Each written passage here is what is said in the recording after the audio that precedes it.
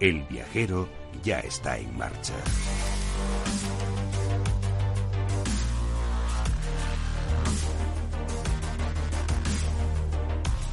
Hoy en El Viajero de la Ciencia, ¿qué tal? ¿Cómo estáis? Nos hacemos una gran pregunta. ¿Hemos descubierto materia oscura o no? Y tras este tema, volvemos a la actualidad del coronavirus, en este caso desde Estados Unidos. Vamos a hablar también de cómo ha afectado a la vida animal y entramos en ese debate sobre las posibilidades de producción de electricidad con plantas. Y finalmente nos daremos un chapuzón, nada más y nada menos que en Mallorca, con Pedro Guasp.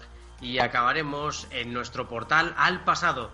Todo ello con el equipo más viajero casero. Hoy, como os decimos, con la colaboración especial de Pedro Guasp, pero también con Sara Poza, que está en su estudio maravilloso, con Ara Rodríguez, que también la tenemos por ahí, Beatriz Álvarez, que nos apoya en redacción, Teresa Gundín, que está en Estados Unidos, y Teresa Fernández en la edición y gestión de este proyecto. Al micrófono, vuestro viajero Carlos Alameda, y al servicio técnico, al sonido más científico que se oye en la radio española, en este caso Néstor Betancor, que nos sigue desde los estudios de Capital Radio, ese estudio Naturgy al que tanto echamos de menos y en falta. Vamos ya pues con los titulares, con lo más destacado en ciencia y tecnología esta semana.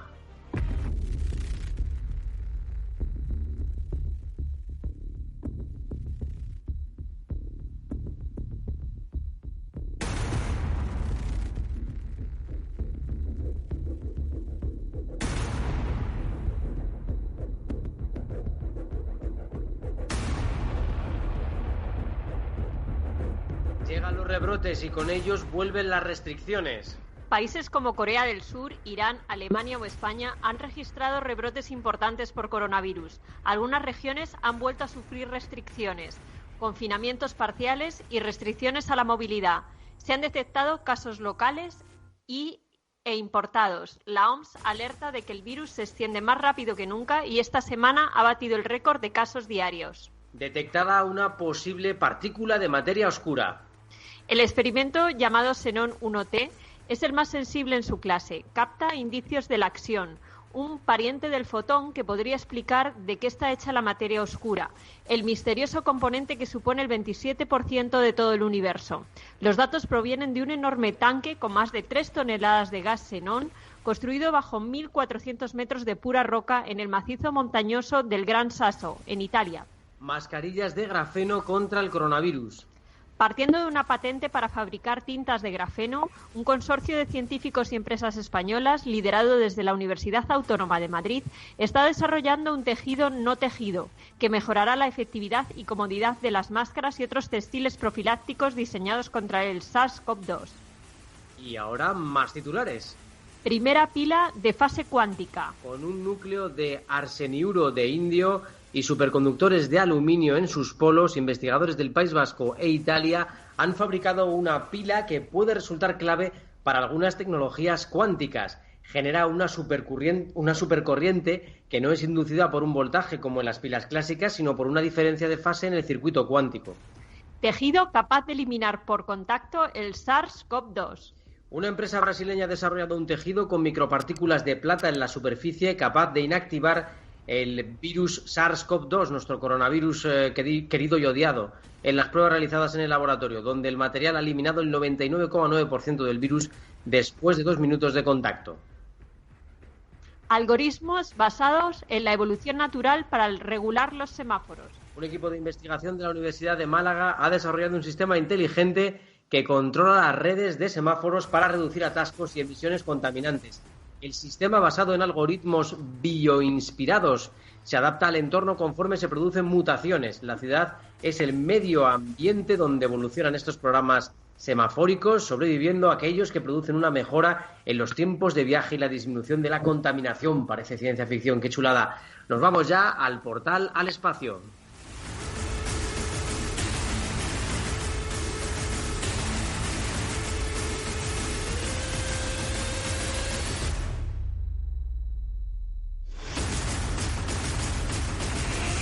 El viajero de la ciencia, Carlos Alameda.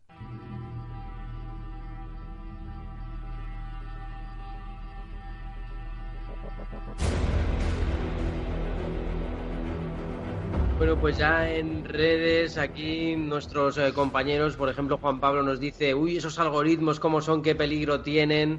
Pues claro que sí, la verdad que ya lo sabes, Juan Pablo, que esto es muy, muy, muy interesante, todo lo que sea algoritmo, y además, fíjate, ¿no? Evolucionando como si fuera un ser vivo.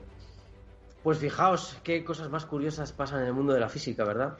Bueno, creo, Carlos, que en la física no nos ha dejado, ¿no?, de dar sorpresas durante estos días. Una de ellas es la posible detección de materia oscura.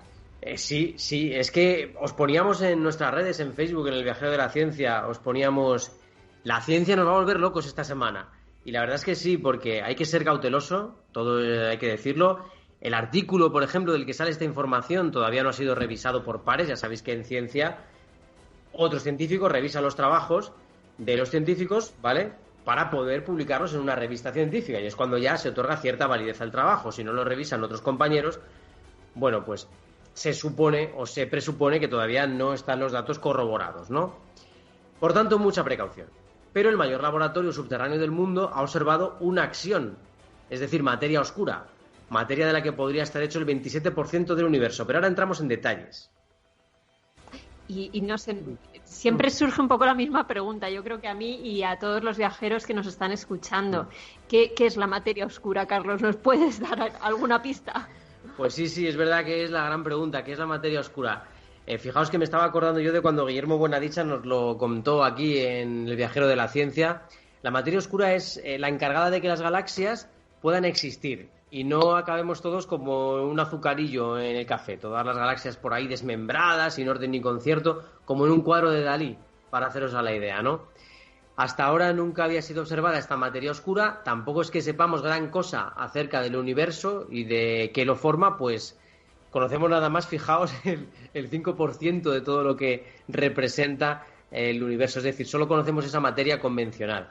El resto dicen que es energía oscura, el 68%, y materia oscura es un 27%, con lo cual pues conocemos muy poquito.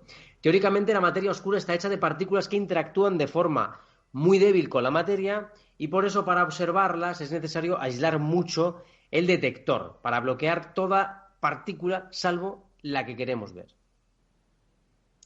¿Y cómo se puede observar? Tampoco lo sabemos a ciencia cierta, pero en este caso lo estamos intentando con un laboratorio que se encuentra a 1.400 metros bajo tierra, en un macizo montañoso en Italia. Allí hay un tanque de gas xenón enfriado a 100 grados bajo cero que espera a estas partículas. Si una choca contra él, liberaría un destello de luz, y eso es justo lo que ha ocurrido.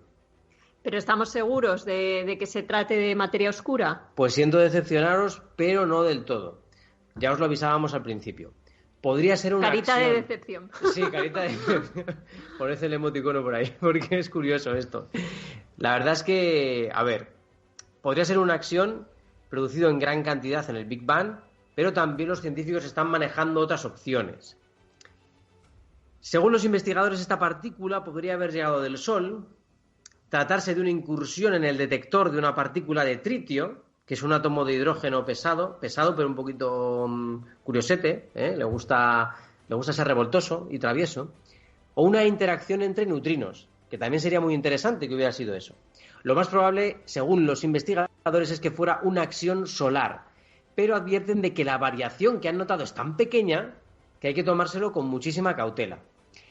Ahora los científicos se centran en poder contrastar este resultado porque el propio experimento italiano va a ser ampliado con un nuevo tanque más sensible y más adelante, en 2023, se iniciarán también las observaciones con el telescopio de Acciones y AXO desde Hamburgo, Alemania.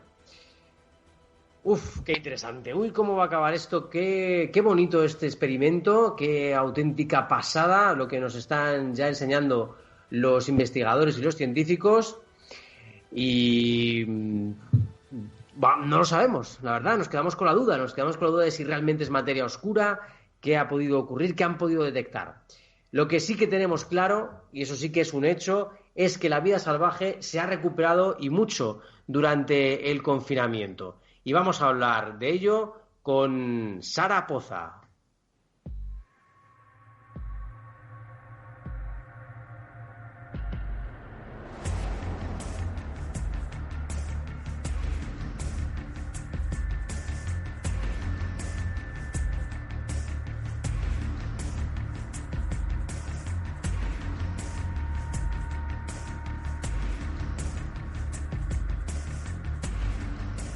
Hola, ¿qué tal, Sara Poza? ¿Cómo estás? Vamos a Hola, hablar de un tema buenas súper interesante tardes. hoy.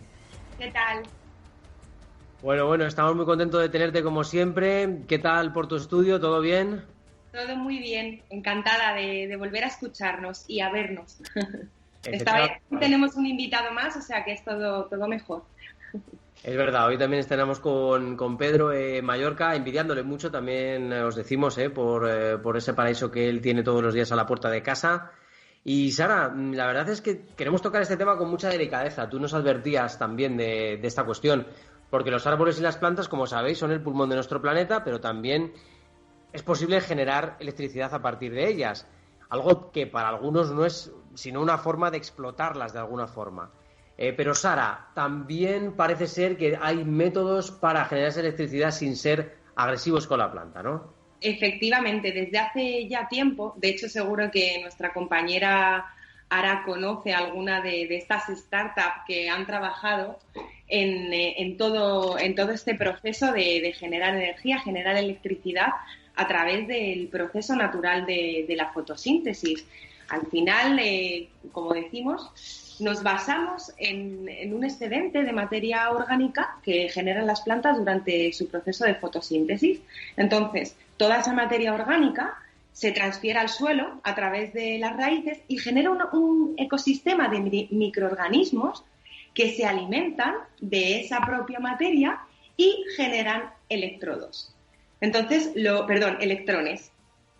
interesante de todo esto es recoger esos electrones. ¿Y qué complejo? Bueno, pues al final la ciencia, la microbiología, está para poner solución a todo esto. ¿Y qué hicieron en esta startup tan jovencita, pero que tanto consiguió con todo esto? Porque hace ya años que lanzó la idea, pero a día de hoy están en proceso de conseguir llevarla a cabo. Bueno, pues ellos colocan electrodos junto a las raíces para obtener esa electricidad. Así de sencillo, nada invasivo, porque verdaderamente esto no supone ningún trastorno para la planta ni ninguna manipulación. El único inconveniente en el caso de este proyecto es que si el agua se congela o se evapora, el proceso de generación de electricidad se detiene. Pero bueno, bastaría con tratar de descongelar el agua. Es una idea muy adecuada para países como el sudeste asiático, en el que tienen grandes cultivos de arrozales que están sobre plantaciones húmedas, que esto serían unas condiciones perfectas, pero tienen grandes dificultades de acceso y de disponibilidad a ciertas energías y a la electricidad. Entonces, esto supondría una gran ayuda. Y luego también hablamos de esa lucha constante por las energías renovables y por conseguir una mayor eficiencia energética a partir de procesos que no dañen el planeta. Al final buscamos una forma de obtener energía cargándonos aquello que nos podría dar esa energía. Entonces nace otra startup aproximadamente en 2016 con 2 españoles a la cabeza. Y ellos nos cuentan lo mismo. Ellos nos hablan del proceso de fotosíntesis de nuevo, en el que los cloroplastos de los vegetales utilizan la fuente de luz como motor. Entonces, estos pequeños órganos celulares convierten elementos no orgánicos en orgánicos y nutren a la planta con ellos. Entonces, ¿qué hicieron ellos? Ellos instalan un reactor biológico que funciona con células combustibles microbianas. Todo esto parece muy complicado, pero sí, gracias a la biotecnología y al uso de microorganismos conseguimos que al final, muchos de los procesos que tenemos en la naturaleza, procesos internos en nuestro cerebro, todos son procesos químicos, son cambios de energía. A veces la complejidad está en recoger esa energía. Bueno, pues a través de, como decíamos, de estos electrodos, que recuerda un poquito, no sé si os acordaréis de la planta luz. La planta luz fue un experimento que se hizo también un poco como para abrir un poquillo vías de acceso, facilidades a países con este tipo de problemas. Se pensaba en chavales que en el momento en el que se va la luz no pueden seguir estudiando porque no tienen luz en casa. Entonces, a través de la plantación de un tubérculo, que es fabuloso porque un tubérculo puede ser una misma patata, entonces porque genera una abundante cantidad de nutrientes, que es lo que necesitamos. Entonces se coloca en una caja de madera dotada con una rejilla de nuevo de electrodos, que va a ser la responsable de recoger esa energía necesaria y de producir la luz. Podríamos plantear este experimento, Carlos, en el viajero. Oye, la verdad que sí, que a mí me encantaría de verdad lanzar una línea, por ejemplo, de productos de este tipo, ¿no? Plantas que producen electricidad en tu casa y por lo menos tienes una luz nocturna de estas para terracita ahora en verano, fantástica, ¿no? Sí. Aunque todo esto, como os digo, está en vías de investigación, muchas veces es necesaria una financiación que no existe. La ciencia siempre intenta ir un poquito más allá. Como comentabas, Carlos, ha habido un nuevo estudio que, bueno, de alguna manera manipula las plantas, trata de instalar una enzima artificial en una célula de la planta para reactivar y acelerar el proceso de generación de todos esos microorganismos que necesitamos. Entonces, ahí es donde entraría un poco el conflicto, porque en este caso sí que estaríamos manipulando la planta, ¿no? Entonces, bueno, teniendo otras formas de obtener energía limpia y beneficiosa, pongamos todo nuestro esfuerzo y ojalá mucho de nuestro dinero en estas cositas. Pues sí, la verdad es que nos encanta la idea. Yo había visto alguna cosa parecida que daba un poquito de luz, bueno, y que no estaba nada mal, porque por lo menos para estudiar, por ejemplo, era curioso, daba la luz justa y perfecta, ¿no? Para estudiar. La verdad que si las plantas ya eran maravillosas por todo lo que nos aportan, ¿no? Ya esto sería el no va más. Totalmente. Pues seguiremos hablando y seguiremos contando el por qué puede resultar invasiva ciertas cuestiones, porque a pesar de que las plantas no tienen un sistema nervioso como tal, se ha demostrado científicamente que sufren, entre comillas, y que además comunican ese sufrimiento, esa alerta de peligro al resto de plantas. Entonces ya hablaremos de eso en otro programa, porque es verdaderamente interesante y nos invita a cuidar el entorno que tenemos, que es maravilloso y muy necesario. Bueno, fenomenal. Pues Sara, muchísimas gracias por estar con nosotros como siempre, Sara Poza. Y seguimos, la verdad, que hablando de animales. Pues Sara, que vaya muy bien. Cuídate mucho. Un abrazo fuerte. Venga, cuidaos mucho ahí. La verdad es que estamos siempre súper contentos de teneros por aquí. Y nos vamos enseguida con Ara Rodríguez, porque queremos entrar en el portal Las Ciencias Naturales para hablaros de la vida salvaje.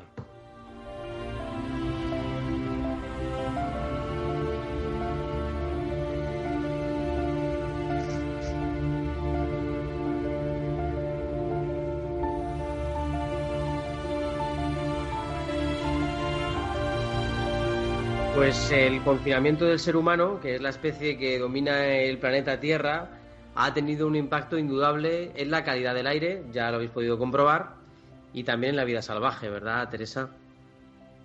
Porque parece ser que muchos animales han aprovechado la oportunidad para llevar a cabo sus rutinas con mucho menos estrés.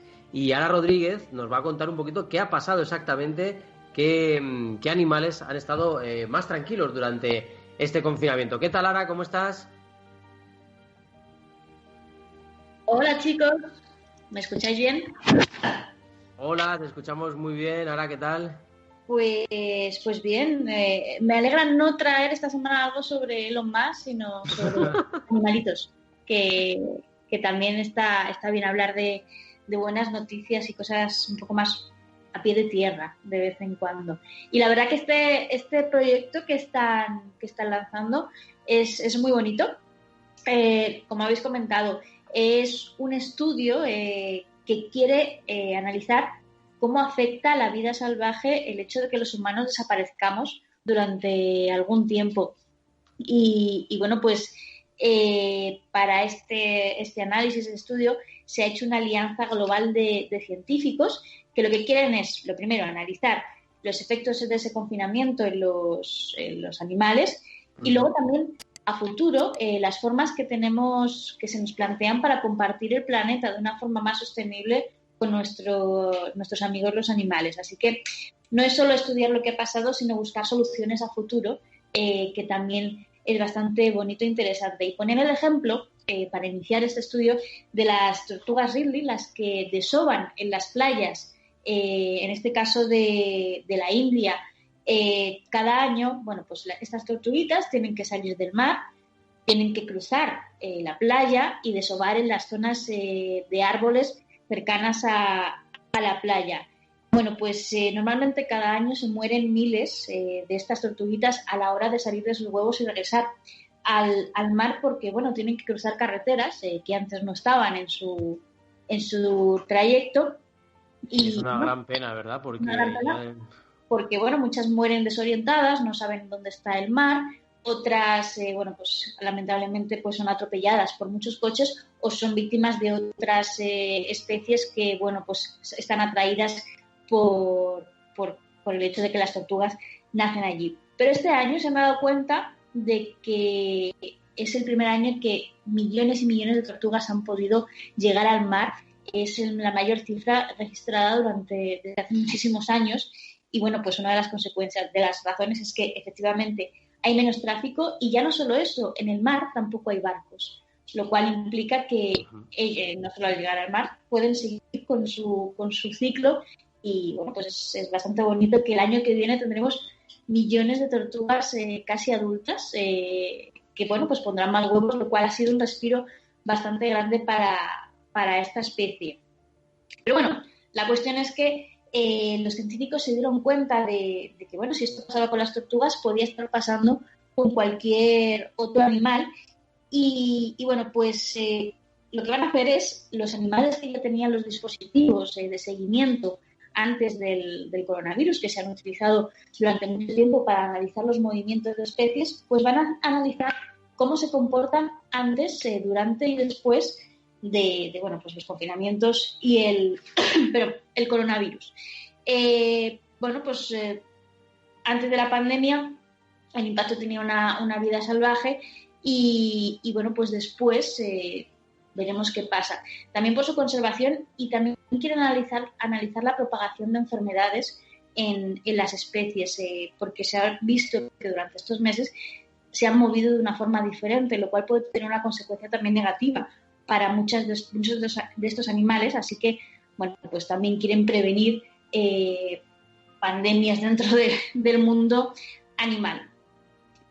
A este proyecto se han unido miles de científicos a todo nivel del mundo para analizar casi 200 conjuntos de datos y sacar sus conclusiones.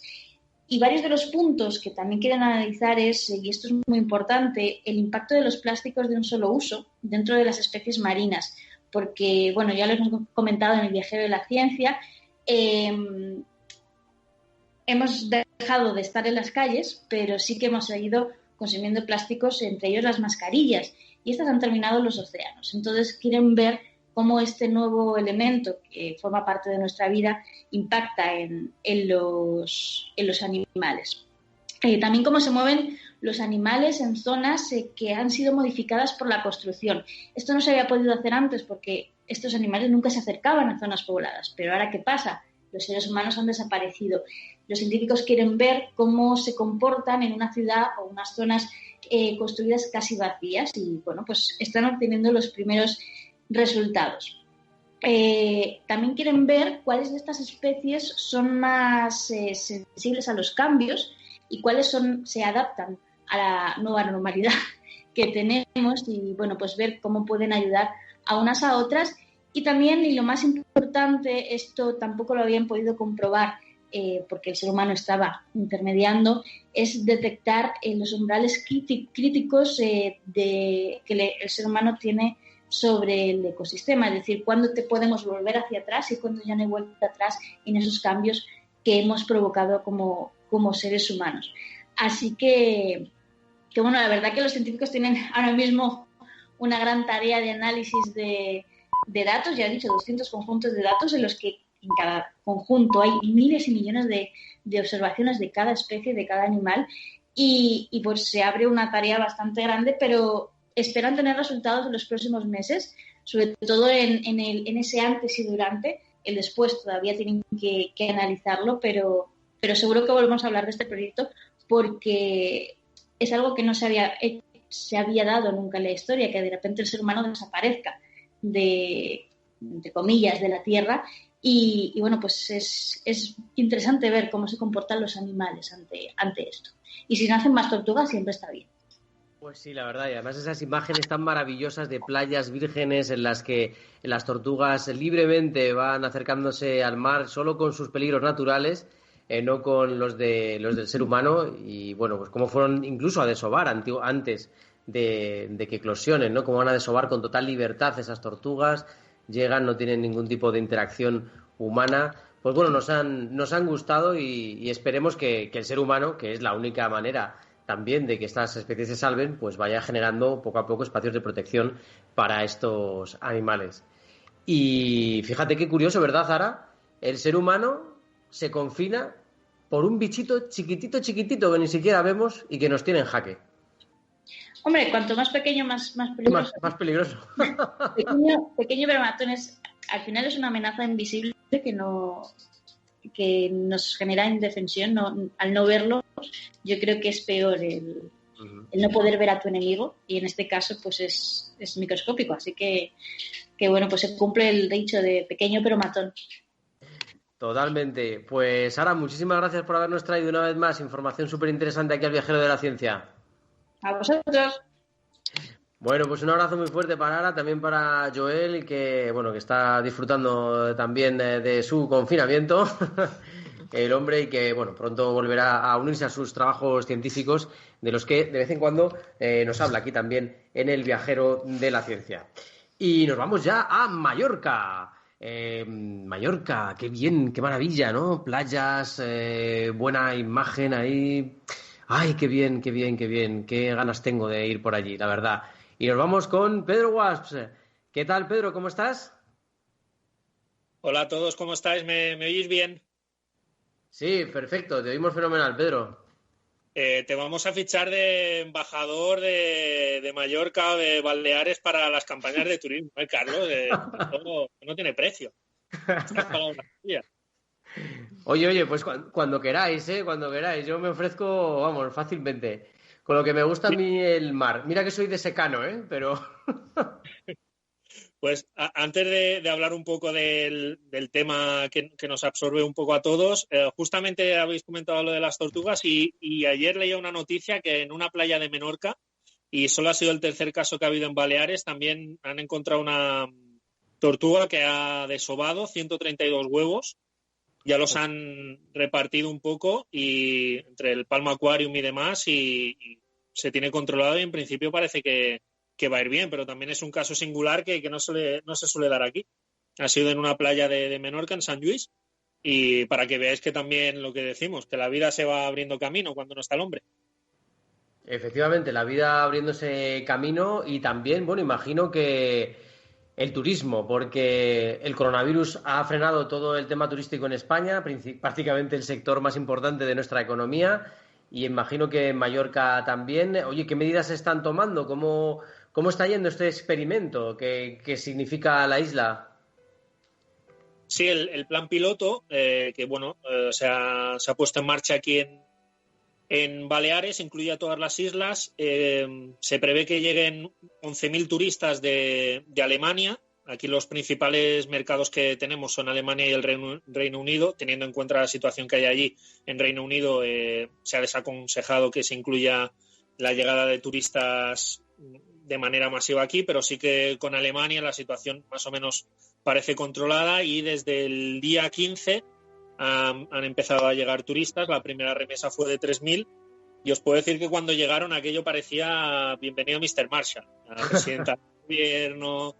Fue un poco un show. Realmente sí que, si en España a nivel general es un sector capital, aquí hablamos de que puede ser el 30-35% del PIB en Baleares, el turismo. De momento ha habido un poco de polémica porque el tema de controles, no se tienen que pasar test previos para viajar, solo un test de temperatura cuando se llega, control de temperatura, y un test de posibles síntomas. Más allá de eso, si se supera esto, ya el turista puede ir al hotel. De hecho, en Palma, yo no he estado en zonas así, playas y demás, pero en Palma se empieza a ver este movimiento, se ve mucha gente pues que ves que son turistas, pero que con mascarilla, y ahora tendremos que comprobar la posible incidencia que tenga. Pero sí que hay esta cierta polémica, la dicotomía entre negocio necesario y cuidar la salud y que no haya rebrotes. En cuanto también al tema del medio natural, Pedro, imagino que la isla ha notado para bien el hecho de que, bueno, pues nos hayamos retirado, entre comillas, los pobladores, digamos que más, vamos, los que sois de allí, más los turistas, ¿no? Que sois, que multiplica la población mucho más. ¿Se ha notado un poquito en la vida salvaje? Sí, desde la manera más anecdótica de encontrarte por en medio de la ciudad patos, así tal cual, ver patos en la calle. De hecho, en la calidad del agua, tú vas por el paseo marítimo de Palma y el agua se ha vuelto transparente, cristalina. También en muchas playas, pero en el hecho de poder ver en Palma el agua de esta calidad y de este color nunca se había visto. Y mucha gente aquí, claro, decimos el tema del turismo que es necesario, pero también muchos piensan que hay que aprovechar este verano porque puede ser el primer y tal vez único verano de unas islas sin prácticamente turismo y claro, aprovechar que no hay tanta masificación para ir a playas y calas. Uh-huh. Y luego también, bueno, ¿creéis que se va a poder controlar bien esta situación? Porque nos has comentado un poco las medidas que se están tomando. ¿Qué opinión tienes? Hombre, parece que a nivel de hoteles y demás también se han establecido bastantes medidas. Los hoteles a lo mejor pueden estar a un 15-20% de ocupación. No sé si se podrá llegar a un 50% cuando lleguemos al mes de agosto. De momento parece que la situación está controlada. Os puedo citar 2 ejemplos, uno en el sentido positivo y otro en el negativo, que se han dado en Menorca. En el sentido negativo, hace un par de días empezaban las fiestas de San Juan, que también son más o menos conocidas, suele venir gente de toda España y de muchas partes del mundo.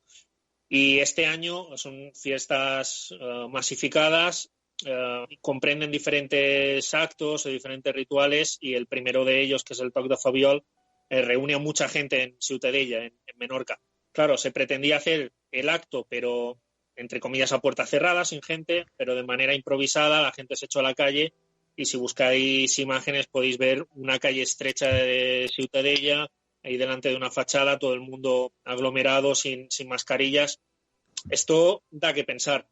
En el sentido positivo, también en Menorca, 2 turistas que venían de Estados Unidos dieron positivo por COVID-19 y enseguida lo comunicaron, se aislaron, ahora están aislados y tienes este foco controlado. A ver, la ventaja que nosotros tenemos aquí, pero que teníamos cuando se decretó el confinamiento, es que cierras puertos y aeropuertos y en teoría controlas más la situación. Ahora hemos abierto fronteras. Veremos qué pasa. Pues nada, Pedro, que cuidaos mucho, por favor, por allí por Mallorca. Espero que esté toda la familia bien y toda la gente cercana bien. Y muchísimas gracias siempre por traernos esas noticias desde allí. Disfrutar del verano atípico. Muchas gracias. Debo deciros que justamente hoy he empezado a planificar, toquemos madera que no haya rebrotes, una visita a Madrid en el mes de septiembre, que ya sabéis que os echo de menos, a la gente de allí y a la ciudad. Aquí seréis todos bien recibidos, como siempre. Tenéis vuestra casa en Mallorca y hemos tenido un poco de jaleo a nivel informativo también por la visita de los Reyes. Hemos tenido aquí a los Reyes una visita express en la playa de Palma, se han reunido con patronal, sindicatos y demás. Y nada, esperemos que todo mejore, que la gente pueda venir aquí, pueda disfrutar de la isla. Y yo espero veros pronto, que no sea por Skype, que podamos coincidir todos en el estudio. Efectivamente, la verdad que será genial, ¿eh? Y quedaremos también para poder tomar una caña con medidas de seguridad o como sea, pero bueno, por lo menos para poder estar juntos un rato. Eso está hecho. Un abrazo a todos. Vale, pues un abrazo muy fuerte, Pedro. Hasta luego. Ahí estaba Pedro Guas desde Mallorca, desde ese paraíso natural absoluto, que como sabéis pues nos tiene enamorados, por supuesto. Y nosotros nos vamos a la antigua Roma, nada más y nada menos, porque nos espera en el portal al espacio.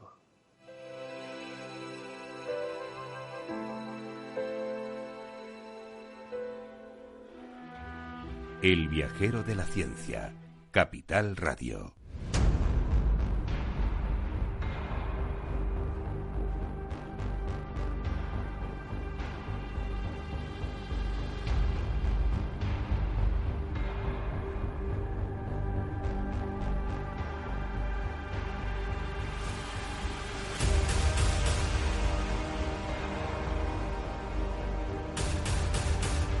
A ver, viajeros, que os he engañado un poquito, ¿eh? Os he engañado un poquito porque os he dicho portal al espacio porque, no sé, estoy enajenado un poco con el tema del portal al espacio. Yo creo que el calor veraniego te está empezando a afectar, Carlos. Sí, me gusta tanto, todos nuestros portales. El del pasado me encanta, ¿eh? Pero es que... Pero hoy no, hoy lo dejas así un poquito de lado. Me ha salido en el espacio. Pero bueno, cosas que pasan en el directo, ¿verdad, Teresa? Pues sí. Más digo que también hoy estoy un poquito espesa y ya he tenido alguna que otra. Bueno, no pasa nada. La verdad es que lo que se les espesó y mucho a los romanos, sobre todo a la República, pudo tener un origen en un hecho natural, ¿verdad, Teresa? Pues sí, Carlos. En concreto vamos a hablar de un estudio realizado por un equipo internacional de científicos e historiadores que apunta que la actividad volcánica nos puede ayudar a explicar algunos fenómenos atmosféricos extraños que fueron descritos en la antigüedad. Pongamos un poquito en contexto, ¿no?, la situación. Sí, porque me has dicho lo de fenómenos atmosféricos extraños y me has dejado alucinando. Es para darle más emoción, porque como te has ido al espacio, ¿no? Pues... Ya que estábamos... Bueno, nos vamos a Alaska. En Alaska, el volcán Ukmok sufrió 2 erupciones distintas en la misma época. Una de ellas, muy potente pero corta, hacia el año 45 a.C. y otro mucho más grande y larga en el año 43 a.C., que duró unos 2 años y se considera una de las mayores erupciones de los 3 últimos milenios. Los gases sulfurosos procedentes de este volcán permanecieron en la atmósfera durante años y fueron capaces de perturbar el clima en otras regiones, llegándose a sentir los efectos a más de 8.000 kilómetros de distancia. Ahora, en análisis y la comparación de muestras de hielo que conservan restos de las cenizas del volcán, nos ha permitido saber cuáles fueron las consecuencias de este fenómeno natural. ¿Y cuáles fueron los efectos de este fenómeno a nivel global? Porque sí que hemos oído muchas veces hablar de cuestiones parecidas, ¿no? Por ejemplo, nos afectó mucho hace unos años el de Islandia.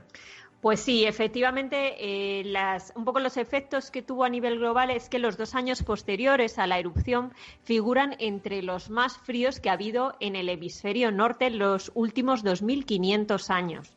Los modelos climáticos sugieren que las temperaturas medias en verano y otoño fueron unos 7 grados más bajas. Las lluvias en verano fueron entre un 50 y un 120% más abundantes en el sur de Europa, mientras que en el otoño subieron a un 400%. Nada más y nada menos que un 400%. Y la región mediterránea, como siempre, sensible a estos cambios. Pues sí, la verdad es que estas condiciones de humedad y de frío durante una época del año tan importante para la agricultura como es de la primavera al otoño, probablemente redujeron el rendimiento de los cultivos y agravaron los problemas de suministro de alimentos en una época muy convulsa en la antigua Roma, que pocos meses antes había sufrido el asesinato de Julio César. La República vivía una gran crisis y culminó en el año 27 a.C. con el nacimiento del Imperio Romano. Entonces, las conclusiones, por tanto, de este estudio, digamos que darían credibilidad a las crónicas de la antigüedad que nos hablan de frío, hambrunas, escasez de alimento y propagación de enfermedades. Fíjate qué curioso cómo un fenómeno natural produce a su vez un fenómeno socioeconómico que acaba en un fenómeno político y, como siempre, lamentablemente a veces en situaciones de crisis se suele tender a lo autoritario, ¿no? En este caso, pues el imperio. Pues efectivamente, la verdad es que las consecuencias son increíbles. Y una curiosidad que me surge así de repente, ¿hay alguna otra erupción volcánica vinculada a hitos históricos importantes? Porque me suena haber oído varias. Pues sí, yo os voy a hablar de 2. Una fue la época del asesinato de Julio César. Tuvieron lugar algunos fenómenos atmosféricos extraños, por llamarlo así, interpretados en su momento como presagios. ¿Cuáles fueron un poco estos fenómenos? Bueno, pues halos solares, el oscurecimiento del sol o 3 soles que aparecen en el cielo, que es un fenómeno óptico denominado parhelio o perro del sol. Sin embargo, estas observaciones tuvieron lugar antes de la erupción de Ukmok en el año 43, por lo que se cree que probablemente estén relacionadas con una erupción más pequeña del volcán siciliano Etna, que tuvo lugar en el año 44 a.C. Hemos de decir que cuando estaba preparando este tema, yo decía qué cantidad de erupciones cercanas, ¿no? Hubo en ese periodo que afectaron, ¿no? digamos, de alguna manera a distintas regiones, porque de hecho ahora nos vamos al Nilo, y es que una erupción ocurrida en el año 44 está vinculada con la supresión de las inundaciones del Nilo, imprescindibles, ¿no? para las cosechas allí, provocando una gran hambruna en el antiguo Egipcio. Entonces, bueno, pues la falta de comida fue uno de los factores que llevó a la insurrección durante la dinastía ptolemaica, que acabó finalmente en el 40 a.C., tras el suicidio de Cleopatra. Como veis, al final, las consecuencias parece que establecer ciertos paralelismos, ¿no? históricos. Y es francamente interesante estos estudios que apuntan cómo hechos naturales tienen consecuencias sociales, generalmente pues de agitación, ¿no? de agitación social por las consecuencias a nivel agrícola, etcétera, que ponen en riesgo las vidas de las personas. Fijaos, acaba con la dinastía ptolemaica en Egipto y acaba con la República Romana también por pues toda la situación que os ha estado contando muy bien, como siempre, Teresa Fernández. Pues sí, nada, la verdad que un placer y seguiremos indagando en estos temas porque es francamente interesante y bueno, pues a ver si hay más cosas a la larga, que estoy segura de ello, que probablemente ahora están ocurriendo cosas que vengan derivadas de otras erupciones que está habiendo en estos momentos. Pues vamos a ver qué ocurre. La verdad es que, fíjate, nos vamos a ir del pasado, de esa Roma antigua, hacia el futuro, hacia la región que siempre miramos cuando queremos ver los últimos avances en tecnología y los últimos avances incluso en medicina, una región de la que solemos estar orgullosos, pero que lamentablemente esta crisis del coronavirus le está afectando de una manera realmente potente. Estados Unidos, ahí está nuestra queridísima Teresa Gundín. ¿Qué tal, Teresa? ¿Cómo estás? Hola, viajeros, ¿cómo estáis? Hola, Teresa, ¿qué tal? Bueno, pues mira, estamos aquí contentos de poder empezar a tener un poquito más de libertad, pero preocupados por los rebrotes. Y ahí en Estados Unidos, bueno, la verdad es que el presidente Trump ha hecho varias aseveraciones que en el mundo de la ciencia han caído como un jarro de agua fría. Por ejemplo, ha dicho que no quería hacer más test porque no le gustaban las cifras. Entonces les dijo a su equipo que no hiciera tantos test, que para qué, si total iban a salir cifras negativas. Bueno, y ahora está en guerra abierta con las redes sociales, por los sistemas de verificación, me parece, ¿verdad, Teresa? Bueno, sabéis que ahora hablaremos de Trump y las perlitas que lleva soltando durante la pandemia y sigue haciéndolo. Pero bueno, efectivamente, exacto, efectivamente ahora Estados Unidos, con todo el tema de las protestas, está habiendo una segunda oleada de contagios.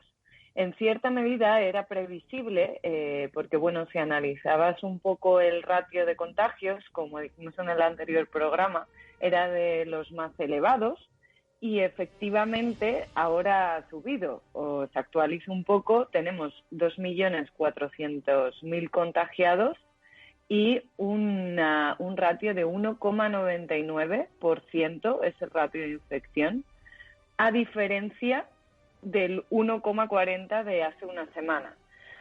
¿Qué significa esta oleada de contagios en Estados Unidos? Bueno, pues se ha registrado esta semana un total de 34.700 nuevos casos.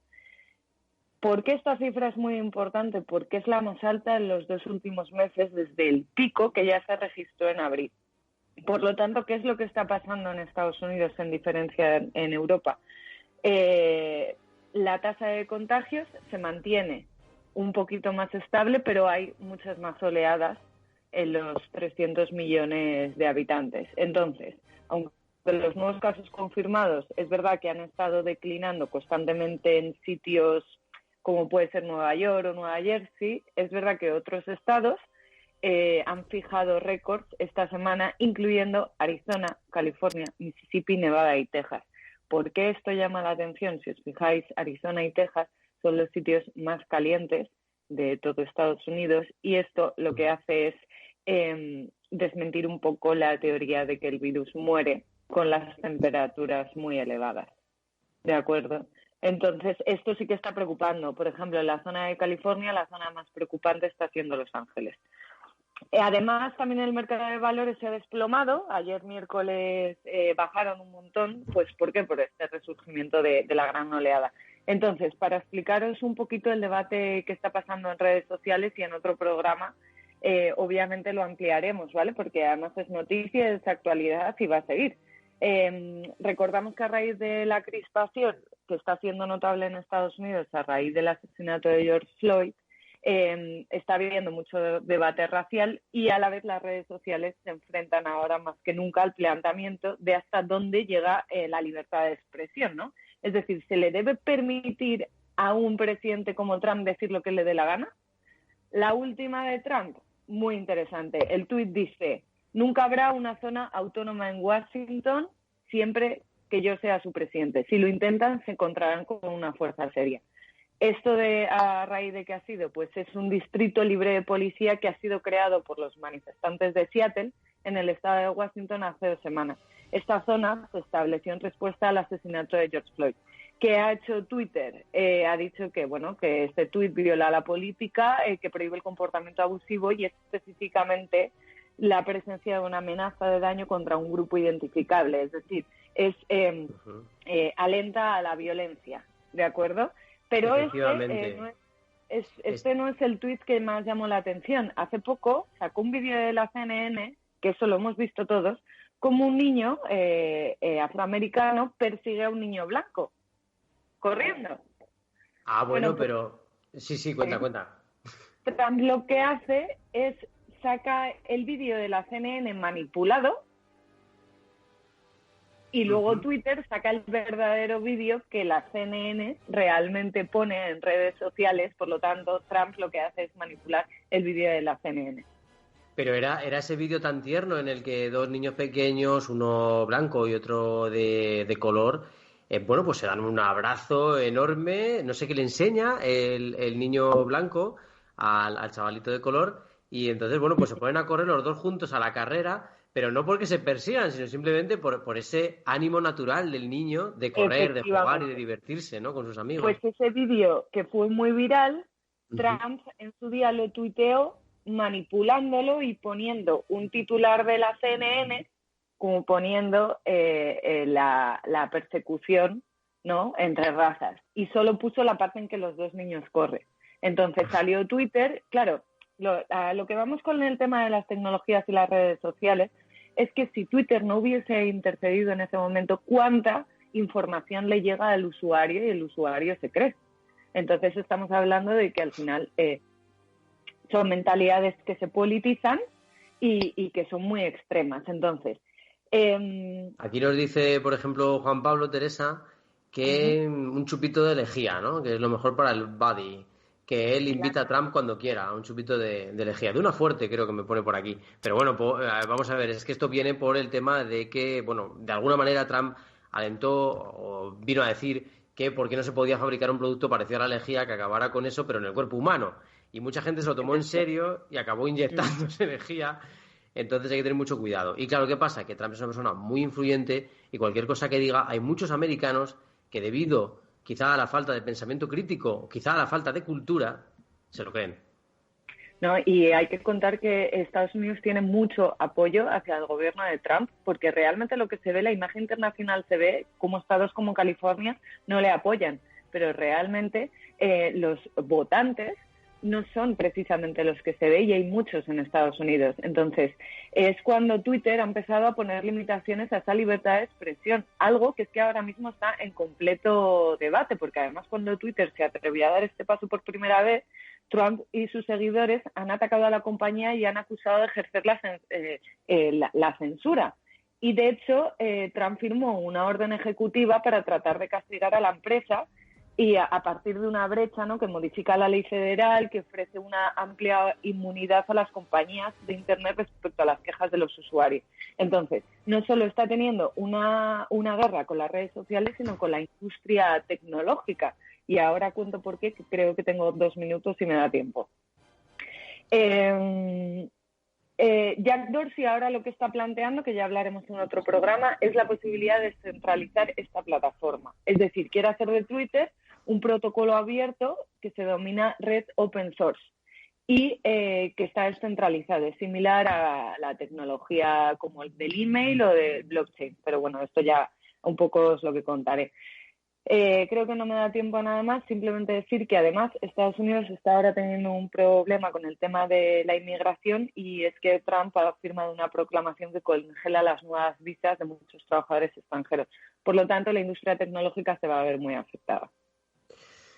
¿Cómo se pone la cuestión en Estados Unidos? La verdad, como a nivel social, económico y sanitario estamos viendo día tras día imágenes tremendas de hospitales llenos de gente, de estados que lo están pasando muy mal, que piden ayuda ya al gobierno con fondos.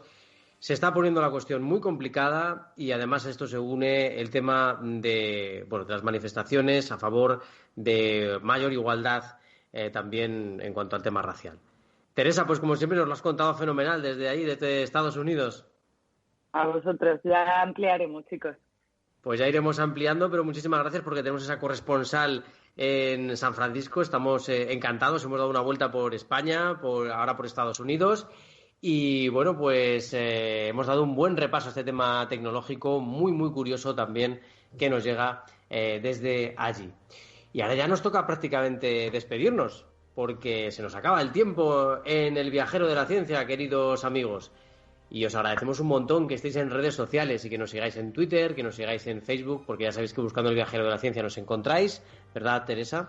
Pues sí, la verdad es que, son cantidad, ahora que venís hablando de redes, ¿no? Estamos en todos Estamos lados. En todas las redes sociales posibles, tanto en Facebook, si buscas el Viajero de la Ciencia, en Twitter, @viajerociencia, por supuesto en capitalradio.es y en tus aplicaciones favoritas para descargar podcasts. También puedes, por supuesto, no os olvidéis enviarnos un audio al WhatsApp al teléfono 687 050 600. 687-050-600, ese es nuestro teléfono. Nos decís que nos dejáis un mensaje para el Viajero de la Ciencia y encantadísimos, de verdad, de ponerlo en el programa. Nos vamos ya sabéis que solo nos mueve la curiosidad. Agradecimiento enorme a Néstor Betancor, que ha estado a los mandos del sonido más científico que hay en la radio, y a todos nuestros colaboradores que han estado fantásticos desde los distintos puntos de la geografía española y norteamericana desde las que os solemos hablar. Gracias por seguirnos, gracias por estar ahí. El próximo Viajero de la Ciencia dentro de muy poquito. Una semanita nada más queda para el próximo.